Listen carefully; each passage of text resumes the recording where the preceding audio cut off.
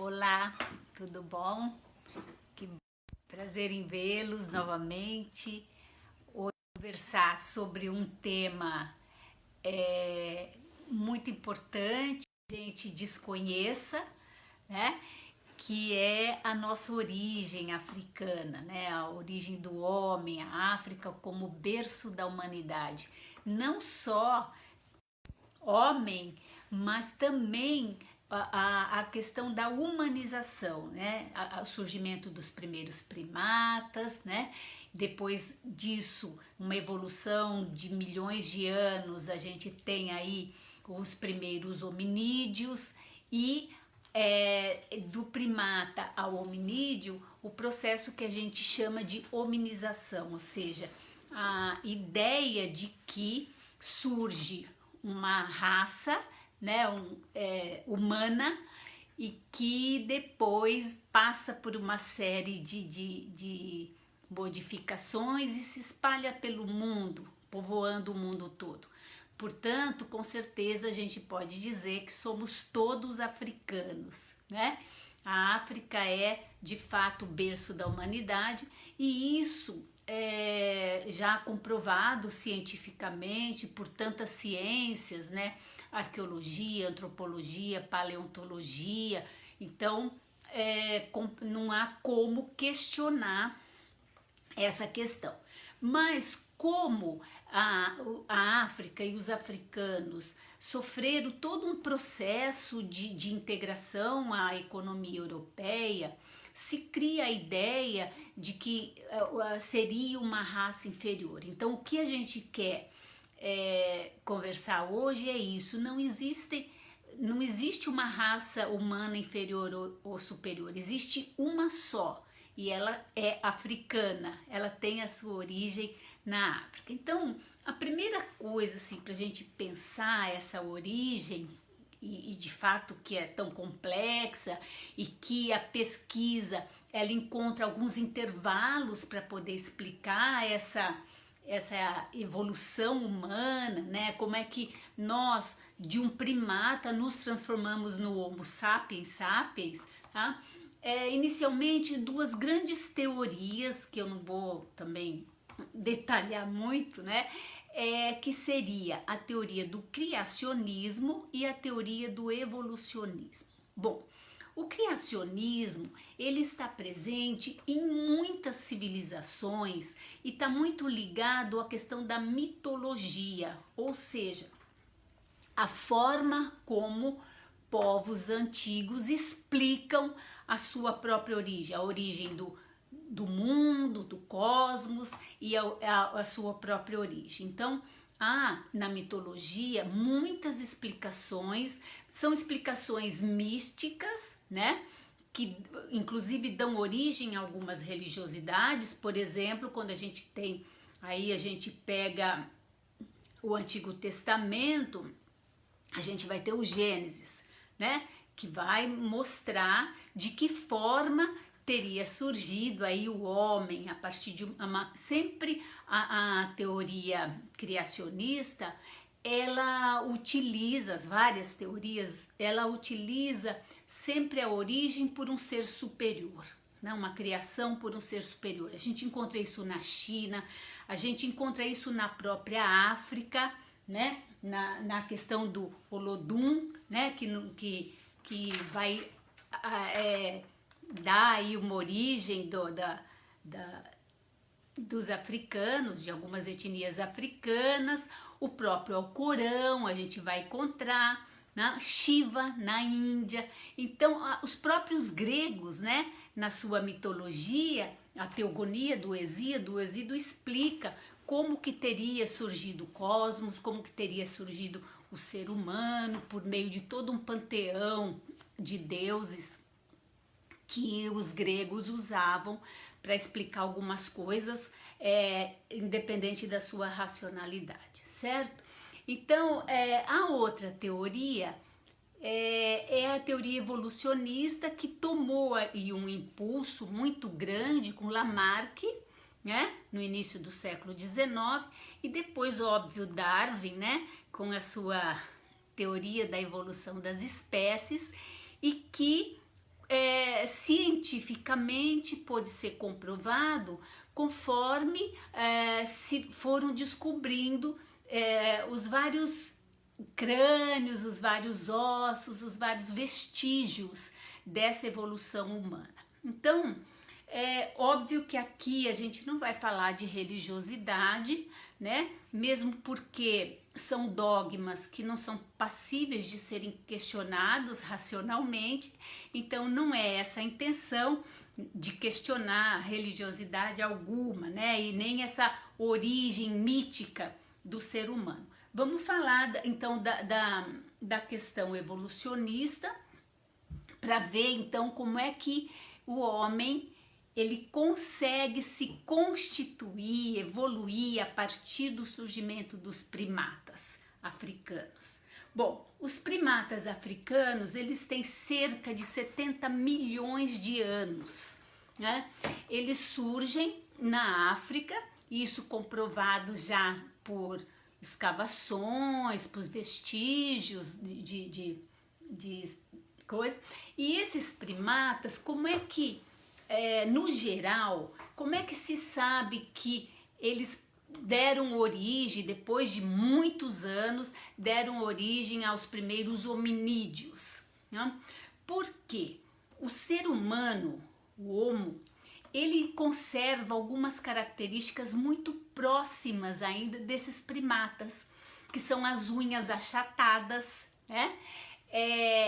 É a ideia de viver, de ser social, de viver em grupos, tá? Uma visão tridimensional e enxergar colorido, as cores, a gestação de um ou dois filhos, né? Ou um ou dois crias por gestação, uma dependência muito grande desses nascimentos, desses bebês, né, da mãe. Então a gente vai conservar uma agilidade nos membros superiores e inferiores. A gente então conserva ainda muitas características dos primatas, tá? Até há uma questão interessante que é dessa evolução dos primatas. A gente pode dividir em dois grandes grupos, né? O grupo não humano e o grupo humano, os hominídeos. O que é interessante é que há muitas pesquisas científicas que usam descendentes dos primatas porque eles têm muitas semelhanças com a raça humana, certo? Então aí existe toda uma ciência interessantíssima. Eu trouxe até um livro aqui, ó, Antropologia Cultural. Esse Mishi Tititev é um grande antropólogo russo que trabalha essa questão da evolução de forma belíssima, e um livro acessível que dá tranquilamente para a gente ler, sem, lógico, alguns termos técnicos a gente procura na internet, mas dá para a gente ler tranquilamente esse texto aí. Bom, então se a gente pensa numa teoria da evolução, a gente vai entender o seguinte: nós tivemos os primatas, óbvio que nem é muito da minha área dos primatas, mas há toda etapas, né, ao longo do tempo, isso comprovado já cientificamente, passando pelos pongídeos e criando os hominídeos, que seriam aí os nossos parentes mais próximos, né? A gente trabalha muito com os australopitecos. Esses australopitecos, eles foram encontrados na África, na região da Tanzânia, na região do Quênia. A gente vai ter escavações nessas regiões, que seria a África Oriental, essa África que se relaciona muito proximamente ali com a Península Arábica, e que é uma região que tem ali um grande vale, que é o Vale do Rift, né? E é a região chamada de berço da humanidade. Então a gente faz uma mancha assim no mapa da África Oriental e a gente sabe que ali é a nossa origem. É bem emocionante quando a gente olha para o mapa da África e fica imaginando quanta coisa aconteceu a partir dali para criar o que a gente é hoje, o que a gente consegue ser hoje.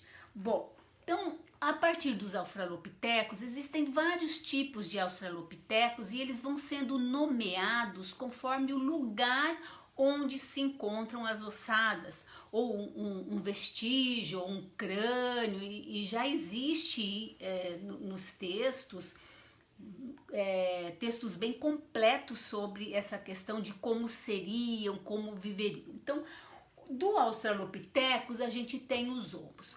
O primeiro homo que a gente encontra é o Homo habilis, né? Porque uma das características do primata e que a raça humana vai preservar é esse movimento de pinça, né? E essas mãos capazes de agarrar. Então esse Homo habilis é a primeira espécie de homo que a gente vai encontrar. Não significa que ele é uma evolução direta até o Homo sapiens. Existe aí uns intervalos que não são possíveis de se afirmar com certeza. Existem várias teorias e que nem cabe aqui a gente entrar nesses detalhes. Mas o Homo habilis, ele era um homo ainda muito mais próximo do Australopithecus do que do homo propriamente, né? Ele não caçava, mas ele comia carne, só que ele comia carne putreficada, ou seja, quando os grandes animais caçavam e que deixavam os restos depois de comer, esse homo aproveitava para se alimentar. E então ele tem um limite em termos de alimentação, né? Esse homo ele vai viver, o Australopithecus vive entre 4 e 2 milhões de anos na África, nessa região que eu falei, que é o Vale do Rift, que é a região chamada de berço aí da humanidade, tá? O Homo habilis, os Australopithecus, 4 milhões de anos, e o Homo habilis tem 2 milhões de anos de diferença. Quer dizer que essas mutações, essas transformações são muito lentas para quem está acostumado a ser acelerado como a gente, que, por exemplo, depois de 2 meses de quarentena já acha um absurdo, né? A gente está trabalhando aqui com um tempo muito alongado, que é o tempo da paleontologia, é o tempo das eras da arqueologia. Portanto, a gente está trabalhando com um tempo muito estendido e essa evolução é muito lenta. Tem um livro que eu gostaria de indicar, que é esse livro do Brian Skies, chama-se As 7 Filhas de Eva.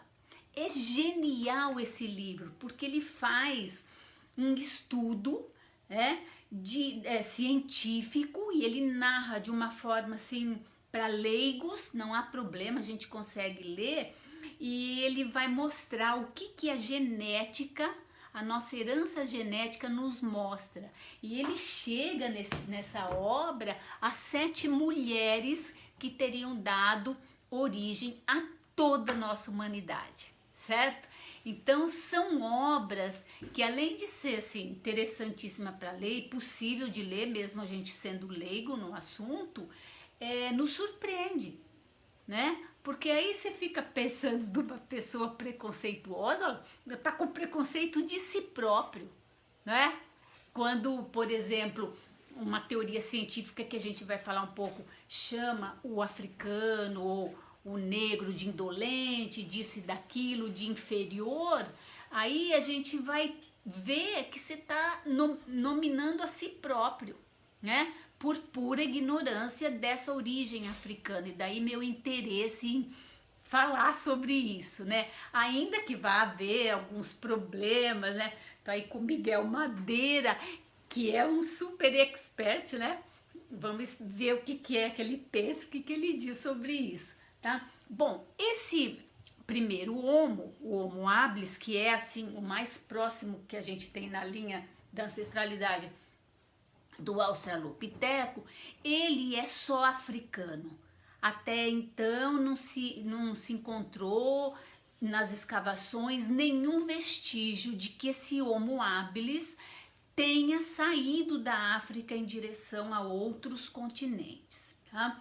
Depois dele a gente vai ter o Homo erectus, né? esse Homo erectus, ele já vai ter em cerca de 1 milhão a 500 mil anos. Esse sim, ele já vai ser encontrado em outros espaços fora da África, mas também ele é africano, e a gente imagina que entre o Homo habilis e o Homo erectus, que é já um homo que usa com mais desenvoltura os membros superiores para coletar, para caçar, para desenvolver instrumentos com tecnologia melhor, né? Porque os instrumentos do Homo habilis eram muito ainda primitivos, muito rústicos, certo? Mas já o Homo erectus não. Então ele vai ser encontrado, por exemplo, na China, em Java, o que indica que entre essa evolução do Homo habilis para o Homo erectus, houve aí uma saída da África, houve uma permanência e ocupação de outros espaços africanos, como depois a gente vai ver na formação dos primeiros reinos, dos primeiros impérios, mas esse Homo também já atingiu outros continentes, tá? E esse Homo, que é o Homo habilis, por sua habilidade até em criar tecnologia para melhorar, né, as suas condições de vida, ele já vive em grupos, ele já usa o fogo, o que indica já uma sofisticação em termos de cultura, né? E ele já é um melhor caçador, portanto ele consegue subsistir. Bom, depois desse Homo erectus, a gente vai ter o Homo sapiens. Lógico que eu tô pulando, a gente tem o Homo de Neandertal, que depois desapareceu e tal, mas senão fica muito complicado e nem é essa minha área para discutir. Só o que eu queria mostrar é o seguinte, que esse processo de passagem dos primatas de 70 milhões de anos atrás até o Homo sapiens, né, que tem cerca de 40 mil anos, então há aí um espaço gigantesco de tempo entre um e outro. Todo esse processo do primata, do Australopithecus, do Homo habilis, do Homo erectus, do Homo ergaster, tem aí um Homo no meio deles que eu não falei, tá?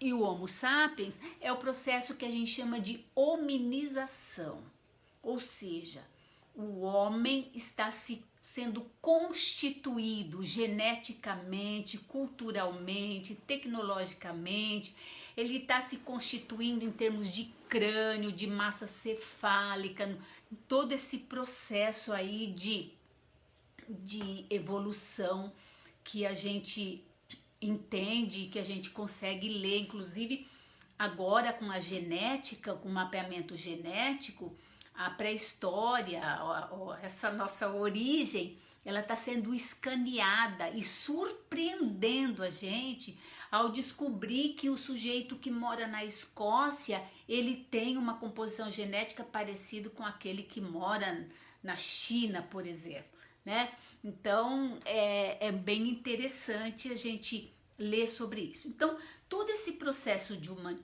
hominização, que é um processo de desenvolvimento em várias áreas, ele ocorre na África, é africano. Portanto, a África não só é o berço do homem, como é o berço da humanidade, né?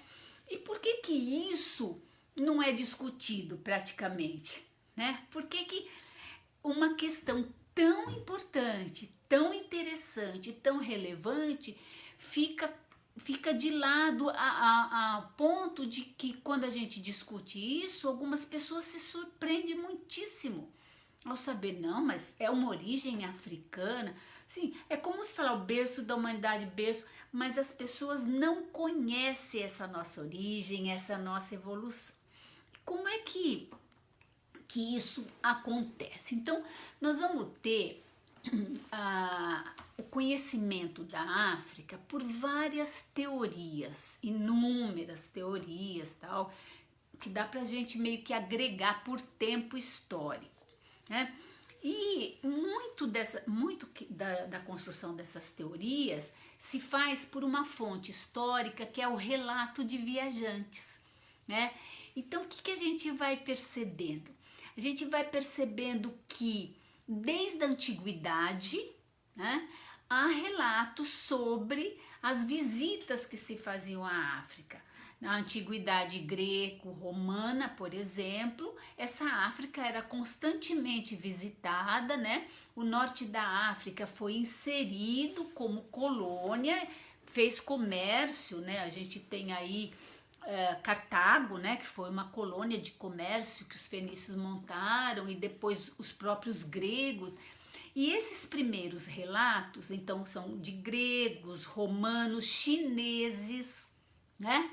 Que os chineses também circulavam, aquela antiga rota da seda e tal, são relatos de admiração, tá? Não são relatos de preconceito, não são relatos de olhar para a África com a questão de inferioridade, muito pelo contrário, a gente vai ter um espanto por coisas que se encontram na África. Então, descrição da Costa do Ouro, de como eram os reinos antigos, os próprios gregos, né, que se deslumbravam com o que eles encontravam no Egito, né, o Heródoto e tal.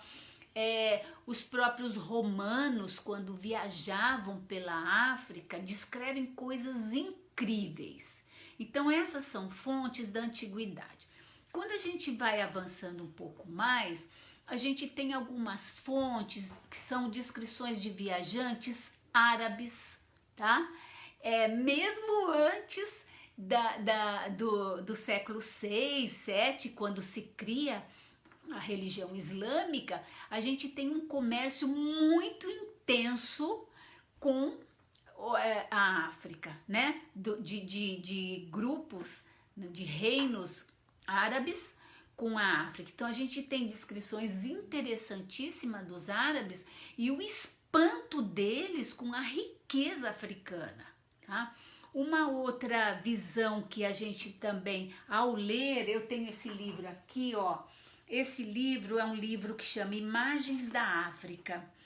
O Alberto da Costa e Silva, ele foi embaixador do Brasil e ele esteve muito tempo na África e ele escreve isso, então ele coleta todos os comentários importantes sobre a África e a gente pode ver que até o século XV, quando Portugal começa a se relacionar com a costa africana, os relatos são de admiração, sabe?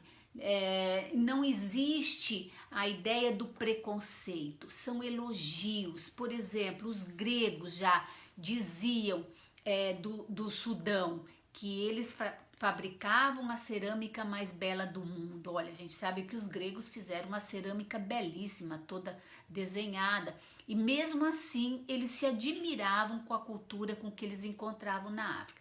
Então eram mesmo descrições de admiração. Bom, quando a gente chega, então a gente vai ter chineses, árabes, gregos, romanos, fenícios, então são descrições inúmeras dos próprios persas, né? Sempre de admiração e esse contato com a África que se fazia inclusive pelo deserto do Saara, né? O deserto ele era super movimentado, por mais incrível que a gente possa imaginar isso, ele tinha rotas de comércio riquíssimas, onde se comercializava de tudo e onde todo mundo participava e buscava esse comércio, com exceção um pouco dessa Europa mais central, tá? Dessa região mais europeia, mas havia um comércio intenso entre os reinos e impérios africanos e reinos e impérios da Índia, da China, da Arábia, tá? E esses relatos são de admiração. Quando é que começa, no geral, a se olhar para a África com um certo desdém, com um estranhamento, com um olhar assim de medida em termos de cultura, de diminuir as capacidades africanas, né?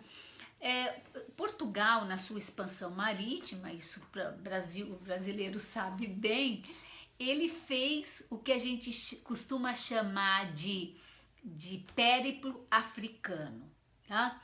O périplo africano seria uma viagem super conturbada, onde acontece de tudo, como de fato aconteceu. Esse périplo, ele dura praticamente um século, né? Que é aí todo o século XV, e ele vai dando a volta na África, mas a ideia não era o contato com a África, né? Os portugueses começam os primeiros contatos com a África a partir bem do norte da África, né? Ceuta. Isso tudo, lógico, porque já os muçulmanos do norte da África já haviam invadido a Península Ibérica, mas não vamos entrar nesses. Tô vendo assim, a visão da África de fora, né? Pelos que não são africanos. Então, quando os portugueses conseguiram, né, atravessar lá o Cabo da Boa Esperança e atingir as Índias, que era o objetivo, atingir o Oriente, Portugal vai montando pontos de contato na costa africana, principalmente nessa costa africana ocidental, certo? E ela vai estabelecendo alguns pontos de contato, e aí a gente começa a perceber alguns textos de viajantes portugueses de estranhamento da cultura, inclusive de textos, alguns absurdos, dizendo que na África tinha só um olho, ou que o olho era para trás, algumas descrições de estranhamento sobre os africanos, que é já uma ideia que a gente pode ter a partir de uma visão cristã, do cristianismo, né? Uma visão eurocêntrica, o europeu olhando para uma cultura que é de estranhamento, mas é um europeu atravessado por uma religiosidade muito forte, em que qualquer exceção ou qualquer saída daqueles dogmas, daquelas verdades estabelecidas, seria uma visão de estranhamento, uma visão de heresia, né? E uma visão demoníaca. Então a gente vai ter texto em todos esses sentidos, Gil Eanes, Bartolomé de las Casas, depois a gente vai ter um texto também, a gente vai ter vários textos de estranhamento. Ora, aquele que não se veste como eu, aquele que não come como eu, aquele que não se comporta como eu, aquele que não reza, que não professa a mesma fé que eu, é estranho e ele é excesso, tá? Ele não pode ser entendido como uma normalidade. Então, a partir do século XV, entre o século XV e XVIII, a gente vai começar a ler esses textos de estranhamento, já de construção de uma ideia, inclusive ideológica, de justificativa do porquê que o africano poderia ser escravizado, né? Porque ele não é como o europeu, ele não é cristão, ele é um herege, ele tem pactos, a religiosidade toda africana, ela vai ser medida por meio das várias missões, os jesuítas e as várias missões religiosas que tanto estiveram no Brasil como estiveram na costa africana também. Então, do século XV ao século XVIII, o que a gente trabalha aqui a gente chama de processo de roedura africana. Na história africana a gente chama de processo de roedura. O que seria isso? Seria arranhar a costa africana, ir arranhando a costa africana. Então o conhecimento que o europeu vai ter da África é dessa região litorânea, contornando a África, né? Na África Oriental, Portugal teve uma série de problemas, porque já era uma África islamizada pela presença muito forte, pela proximidade da Arábia, né, que é o berço aí do islamismo. Então, os portugueses não tiveram uma presença tão forte na África Oriental, mas na África Ocidental, sim, a gente vai ter uma presença muito forte portuguesa. Então, do século XV ao XVIII, é esse processo de roedura, e essa roedura foi feita por quem? Né? Por comerciantes que tinham interesse nas riquezas infinitas da África, por missões religiosas que tentavam adentrar, e a partir do século XVI e XVII, a partir da reforma religiosa, nós vamos ter a presença de missionários não católicos, mas também protestantes, tá? Nós vamos ter também as sociedades geográficas que a Europa montava para estudar a África. Então, todos os países europeus tinham sociedades históricas e geográficas. Isso era uma moda que vai culminar ali no século XIX, 18, 19. E que eram exploradores que muitas vezes eram pagos, financiados pelas companhias de comércio que tinham interesse em saber o que mais essa África oferecia, a não ser aquilo que já se avistava na costa litorânea, né? Que é o processo que a gente vai chamar de roedura. Então, junto com esse processo, e junto com esses textos, essas narrativas que já vão começar a comparar o que se vê na África a partir de uma cultura europeia, e obviamente desqualificar as culturas, as várias culturas africanas, as religiosidades africanas, serão desqualificadas pelo modelo que o europeu traz. Primeiramente Portugal e Espanha, um modelo muito forte de um cristianismo católico, e depois nós vamos ter a presença de alguns protestantismos também muito forte, né, como os radicais protestantes da Inglaterra, da Holanda, da Bélgica, certo? Então, são os missionários, eles óbvio, não é uma presença violenta no sentido físico, mas é uma presença violenta no sentido cultural, um desrespeito absoluto a tudo que os africanos já haviam constituído muito antes da Europa, né?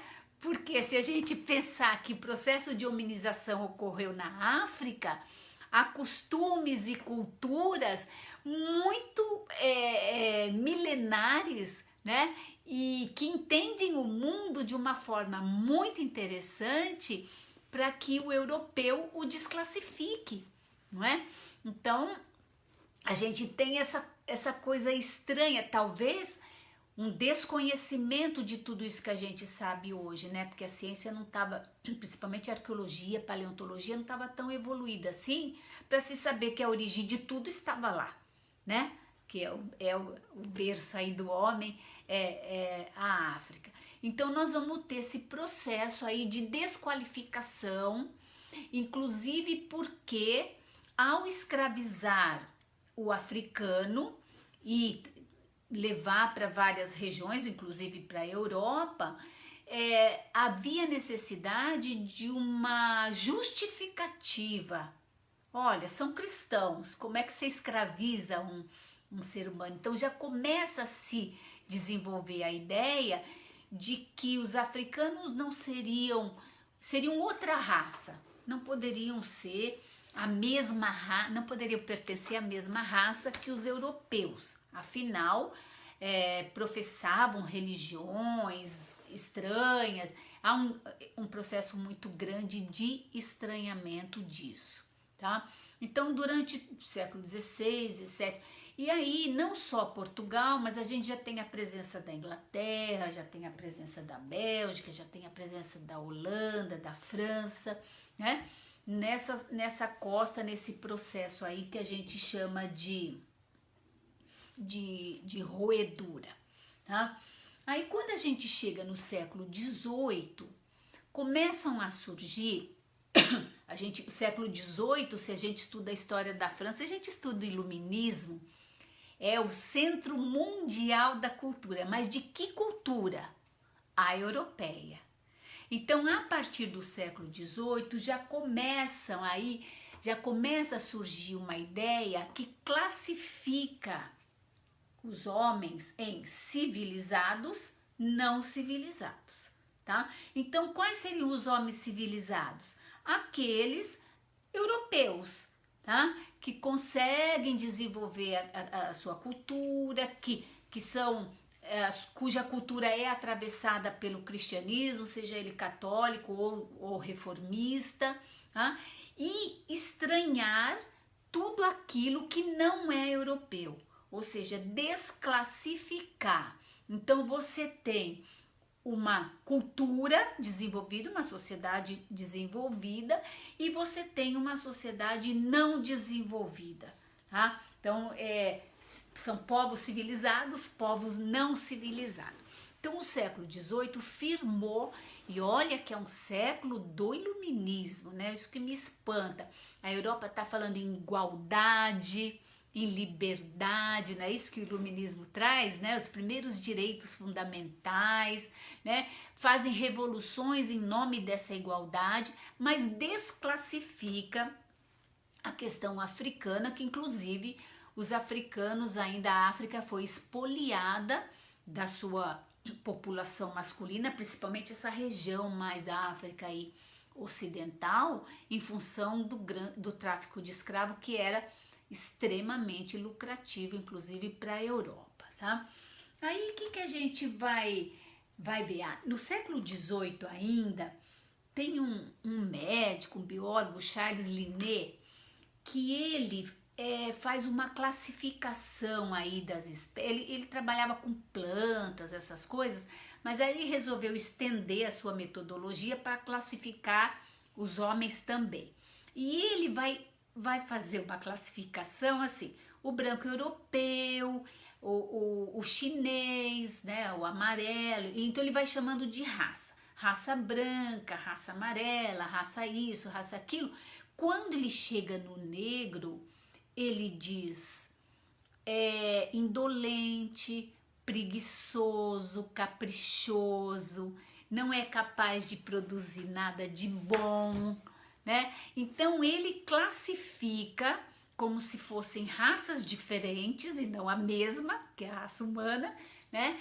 E essa classificação do Charles Linné, eu penso que teve muita influência, principalmente no início do século XIX, onde serão criadas as várias teorias sobre a questão humana, onde o século XIX é o século que constitui o ser humano enquanto objeto de pesquisa.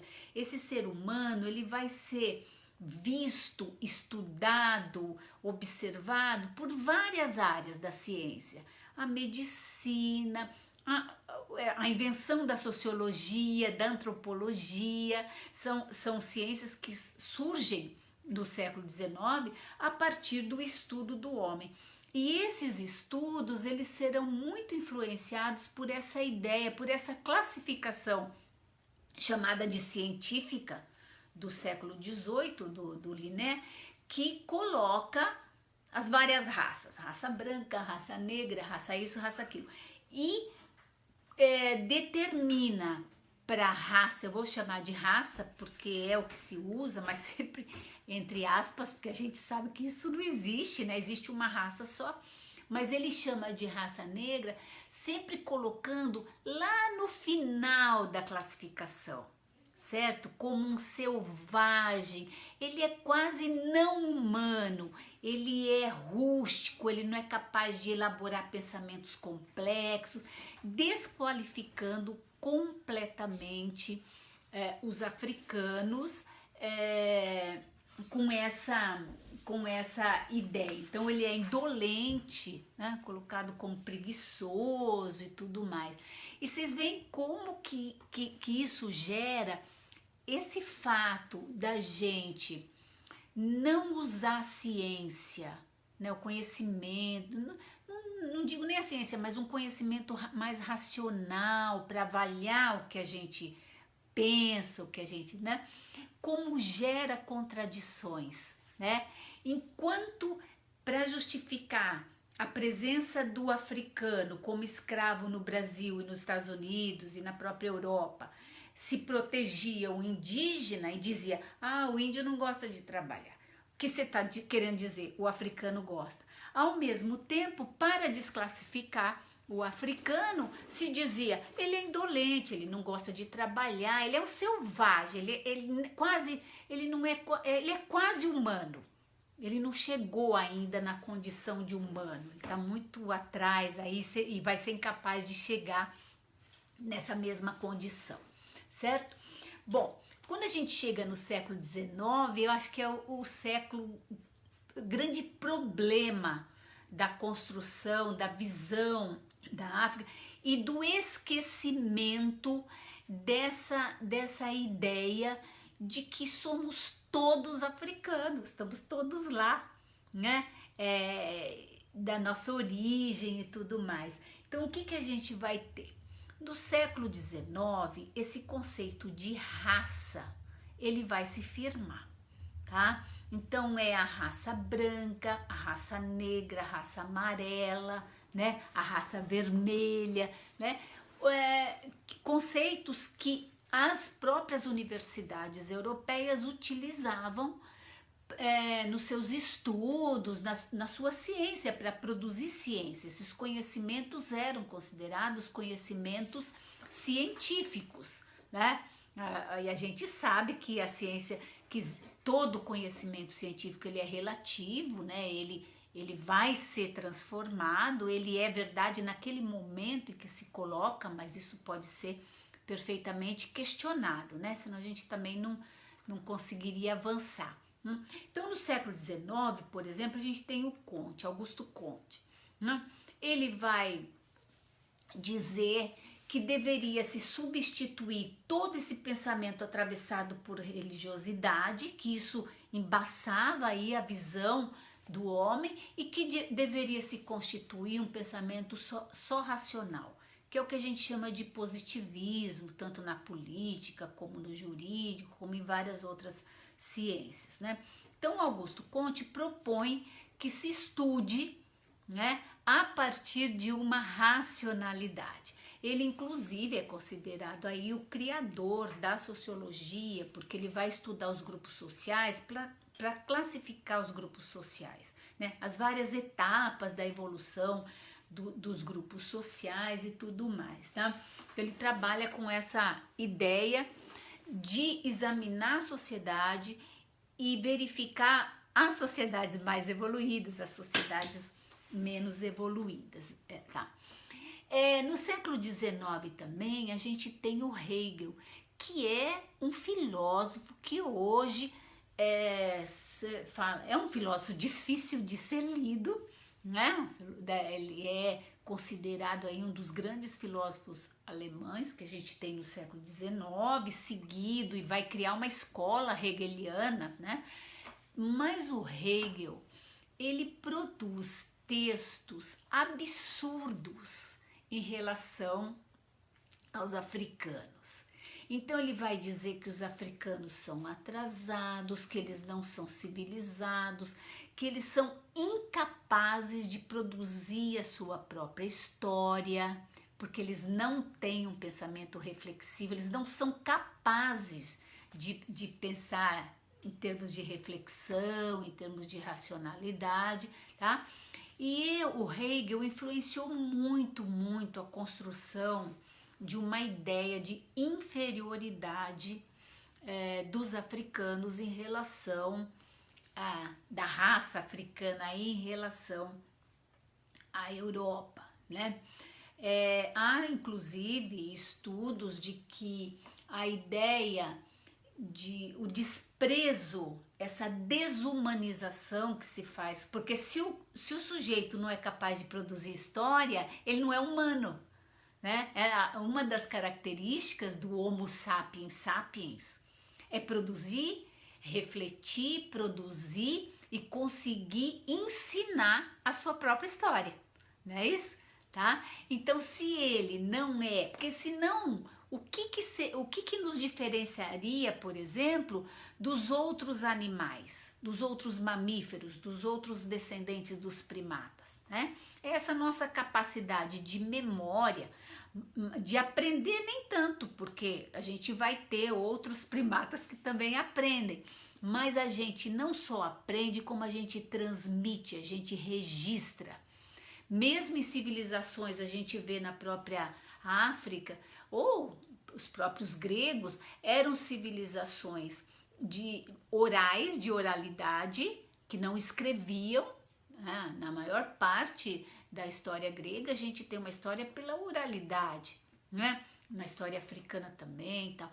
E essa história pela oralidade, ela era contada e transmitida secularmente, milenarmente, certo? Então, a ideia do século XIX, que é construída numa visão eurocêntrica, é que o africano seria destituído dessa capacidade. Ou seja, se ele não consegue criar sua própria história, você está dizendo que ele não tem capacidade de memória, que ele não tem capacidade de transmitir as suas experiências, essas experiências acumuladas, essas histórias que ele vivencia, né? E que ele não consegue transmitir para os seus filhos ou para a sua sociedade.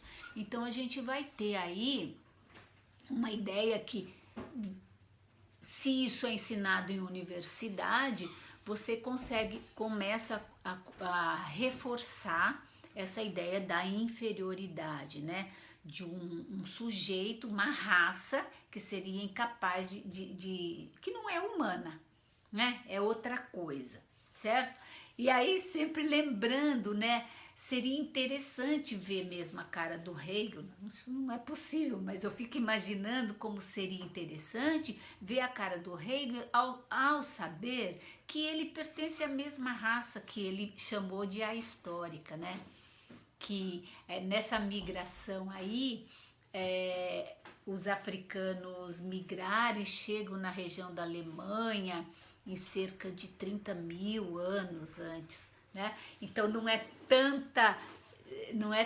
tanta diferença assim do surgimento aí do Homo sapiens sapiens na própria África, tá? Aí nós vamos ter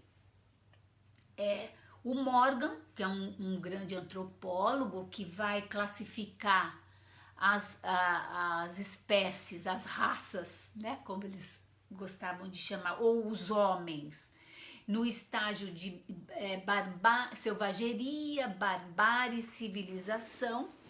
Essa ideia de que os homens passariam por várias etapas até chegar à civilização, que é do Morgan, foi utilizada, por exemplo, pelo Friedrich Engels, quando ele escreveu um livro que é muito importante para quem quer compreender o marxismo, né? Mas não é do Marx o livro, é do Engels, que viveram e escreveram juntos, tal, que é a origem da família, da sociedade, da sociedade, da propriedade privada e da sociedade. Né? Esse livro do Engels, ele começa descrevendo o estado de barbárie, né? E interessante que na visão eurocêntrica, os africanos estariam nesse estágio. Então daí teria que selvagem, depois são bárbaros, ou seja, violentos, e para depois chegar à civilização. Então a Europa seria uma civilização, tá? Que já tendo passado aceleradamente pelas etapas todas, e que o africano não, ele continuou um selvagem, ou seja, depois de tanto tempo, a ideia é que ele não seria mais capaz de evoluir. Isso é uma ideia tão interessante, humilhante, mas não deixa de ser interessante para a gente verificar quando a Europa dividiu a África em várias partes, sem chamar nenhum estado africano, nenhum reino africano, que eram fortíssimos, imensos, reinos imensos, ricos, né? Então nenhum africano foi consultado. A Europa fez a Conferência de Berlim em 1864-65, pegou o mapa da África e dividiu em partes, repartiu entre os estados europeus, certo? Então, a Alemanha pegou uma parte, a Bélgica, cada um já meio que sabia, porque tinham as sociedades históricas geográficas para estudar, né? Aí a gente começa um processo que a gente chama processo de rasgadura africana. É quando a Europa vai para cima da África, mas ela já conhece o seu interior. Ela já tinha mandado expedição para saber onde que era, como que era a nascente do Nilo, já tinha descoberto os grandes lagos, já tinha descoberto uma riqueza infindável, né, que existia já nesse interior africano. Então eles não estão mais na roedura, eles estão rasgando a África e dividindo entre si, tá? E essa justificativa, então o que vai acontecer a partir daí? A partir daí os estados europeus vão colonizar a África, a gente chama de neocolonialismo isso. E a justificativa, inclusive, há textos de gente muito boa. Kipling é um autor muito considerado, tem textos lindos, inclusive, que ele diz que sacrifício é para o homem branco ir até a África, levar a sua civilização, quem sabe acelerar o processo de desenvolvimento dos africanos, partindo dessa ideia que o Morgan desenvolve, que o Engels depois utiliza nessa sua obra, que é uma obra muito conhecida, que é uma obra marcante na cultura europeia do século XIX, e que o Hegel reforça aí com as suas... Tá? Mas nisso tudo a gente vai ter o Darwin, né? A gente não pode esquecer o Darwin. Ele cria, com a sua teoria da evolução das espécies, começa a possibilitar a ideia, bom, se há uma evolução das espécies, como é que é essa história do homem, da raça humana? Como é que nós, Homo sapiens sapiens, chegamos aqui? Da onde a gente vem, né? Então surge aí essa questão de se pensar a evolução humana a partir aí da teoria da evolução das espécies do Darwin. Mas essa teoria também ela foi invertida pelo eurocentrismo e quando se cria a ideia do darwinismo social.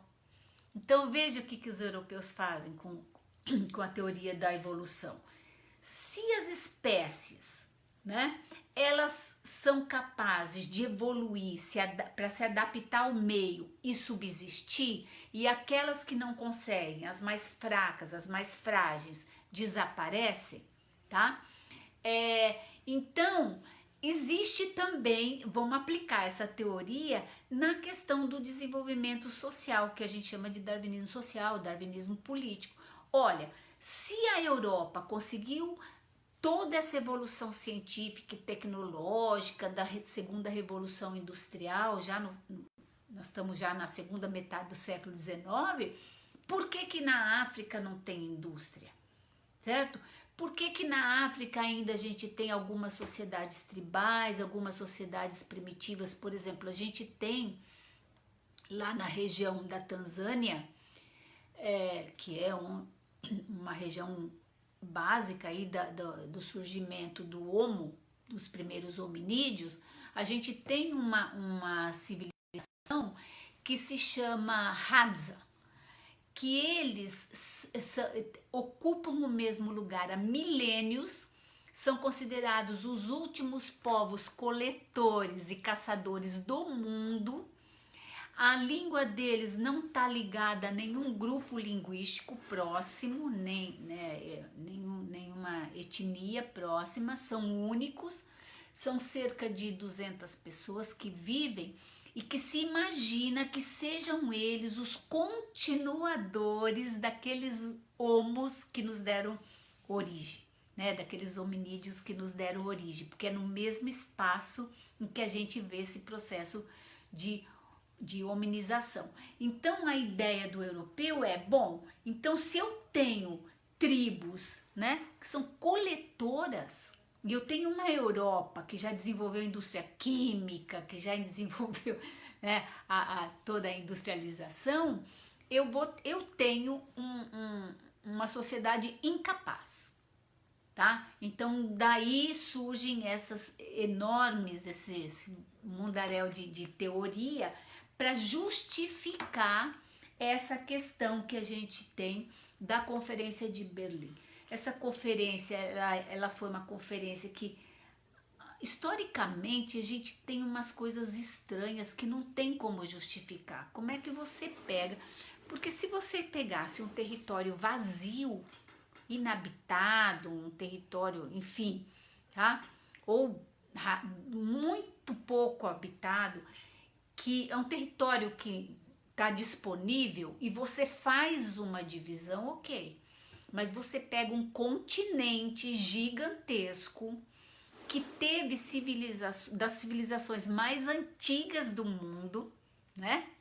Só para lembrar aí o Egito, a Núbia, né? E outros reinos, Império do Mali, enfim.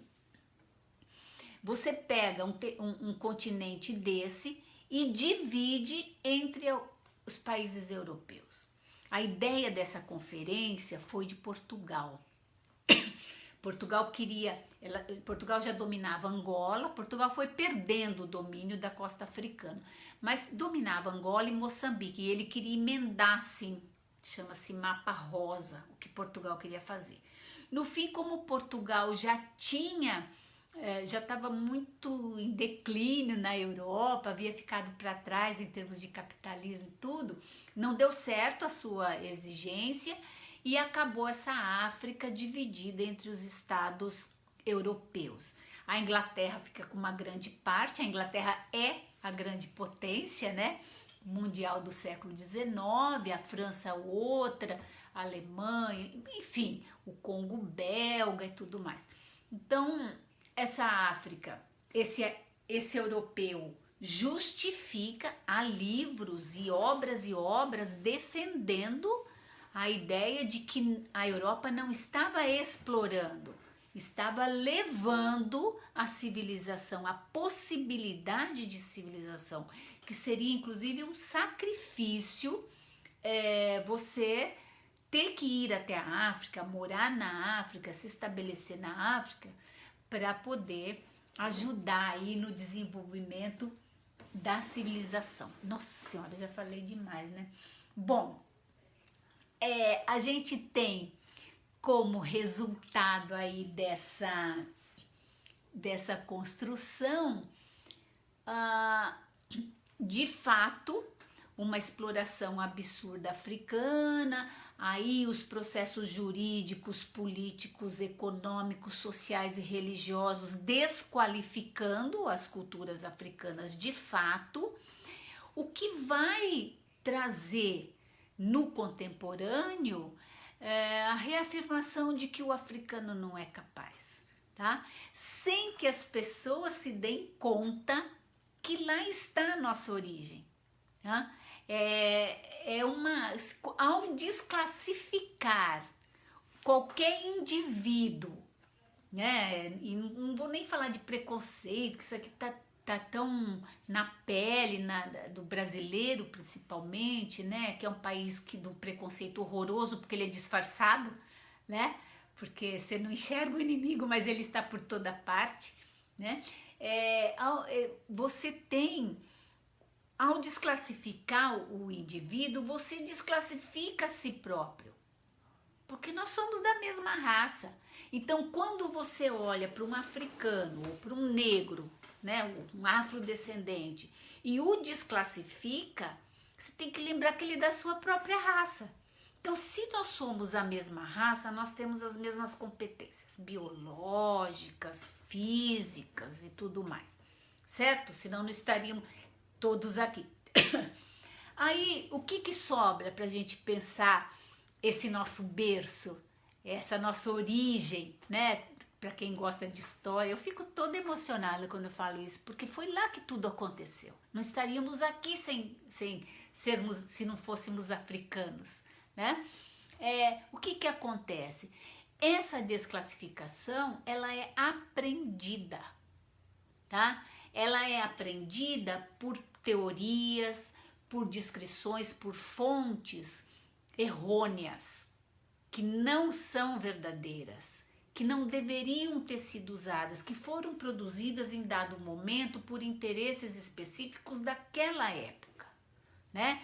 Então, a gente tem que se questionar o seguinte, no século XXI, que interesses são esses que atravessam aí a nossa cultura e que a gente desclassifica alguém da nossa própria espécie, da nossa raça, não é? Então, vou deixar aí para pensar, porque isso é um assunto infinito e obviamente que é um assunto que a gente tem muita coisa para estudar. Além desses livros, eu trouxe um livro que é super gostoso de ler, José Rivair Macedo, ó, História da África, é da editora Contexto.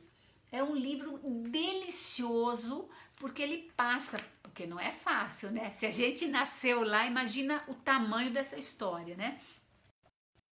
Passa por várias épocas da história da África, sem ser cansativo, lógico que não esgota, mas é um início para a gente começar a aprender o quanto a gente deve para essa mãe africana, né? Tá? Eu acho que é isso que eu queria deixar aí como reflexão pra gente pensar o quanto a gente deve, né, a Mama África, né, essa coisa de valorizar, que a gente não gosta de valorizar nossa família, nossos ancestrais, pois estamos lá, né? Não tem como negar, não há nenhuma teoria que possa negar isso. A Carolina está perguntando, José Rivair Macedo, depois eu posso escrever também para vocês, tá? É maravilhoso e tem um outro livro interessante, mas esse já é um tala larga, né? Né? É a Leila Leite Hernandes, só que ela não trata dessa questão, ela trabalha mais a África contemporânea. Eu vou fazer uma listinha e coloco no Facebook para vocês, para quem quiser aprender aí sobre a nossa mãe geográfica, a nossa mãe dos espaços aonde a gente veio, tá? Um beijo, meus queridos. Ai, adorei falar disso, né? Muito emocionante, né? Espero que tenha dado para a gente fazer uma reflexão do quanto a gente está sendo assim negligente, ou do quanto que a gente está sendo ingrato com esse continente que nos deu a vida e nossa humanidade. Não é assim? Tá? Um beijo, gente. Tá? Um beijo todo. Saudade, muita saudade de vocês. Vamos aguentar que isso tudo vai passar, né? Beijo, queridos.